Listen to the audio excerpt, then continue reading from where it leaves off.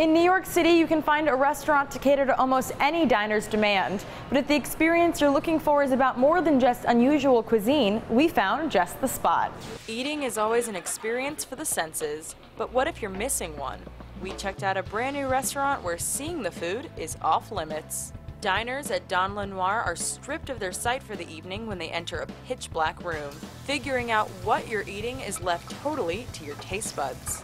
We try and really heighten the experience by allowing customers to rely on smell and taste. Just because you can't see something and it doesn't look cool doesn't mean it's not beautiful. So how do the servers here get around?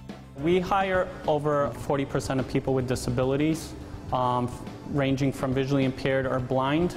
Our servers, we call them guides, they go through a 7-day training where they learn the room from start to finish, how to escort people in case of an emergency. We just find that the guides are more dedicated to this sort of job. It's their everyday life on how to get around, and we find that they're more efficient. It's my turn to try dining in the dark, so let's give it a try. I'd like you to put your left hand on my left shoulder and we shall proceed. Okay, so here begins your adventure. And now we're going to make a right. Am I going too quickly for you? I'm okay. Okay, good. Diners here eat in complete darkness, but so you at home can see what we're doing, we added a little bit of light. But I promise you, I'm still not sure what I'm going to be eating.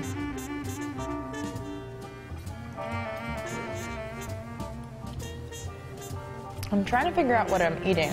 I'm not sure. I definitely taste some vegetables. I know that this is a meat. That's the exciting part of it. Isn't it amazing how much we depend on our sight? You can't even see what you're digging into, but it tastes good, so we keep going. Dining in the dark was definitely a unique experience, and now I'm really looking forward to finding out what it was I just ate. The whole dining experience here, we really can't have built-up plates, so we try and spread everything out so that you can get every flavor separated and be able to distinguish flavors. For the starter, we have a Jell-O suspended tomato with fresh mozzarella, basil, and reduced balsamic vinaigrette. So when I was eating the entree, I thought I was eating chicken, but what was I eating?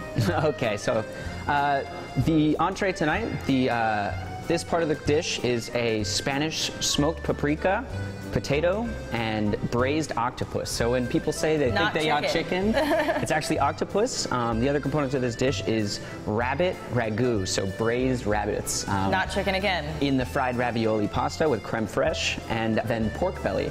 And that came with red pepper gnocchis and broccoli rabe. So I was way off. Way off. Were you able to pick up any of the flavor notes? Well, any of the dessert? It's a little bit easier to pick up. Definitely cinnamon, and I know there was some fruit in there somewhere. Right, you definitely got the cinnamon right. The middle component to this dish, it's walnut bread pudding with orange bourbon butter sauce and cinnamon whipped cream. To the left of that component is a lavender panna cotta. And then the mousse flavor tonight, I did mango mousse with braised pineapple chunks. And how often do you change the chef's menu? As far as the chef special goes, I'm always changing and adapting. If I get a really unique produce in, I'd like to feature it on my menu. So the chef's menu really, I have a lot of freedom to kind of play around and give you what I think is the best at the time when I think it's the ripest. So when I come back, the menu will be a surprise? It most certainly will. Every time should be a surprise. So are there ever any diners who are afraid of the dark? People do tend to be a little nervous when they arrive. Some people aren't aware of how dark it really is in there, but our guides are very good. They make the guests feel very comfortable, and here at Noir, it's a one-in-a-lifetime experience.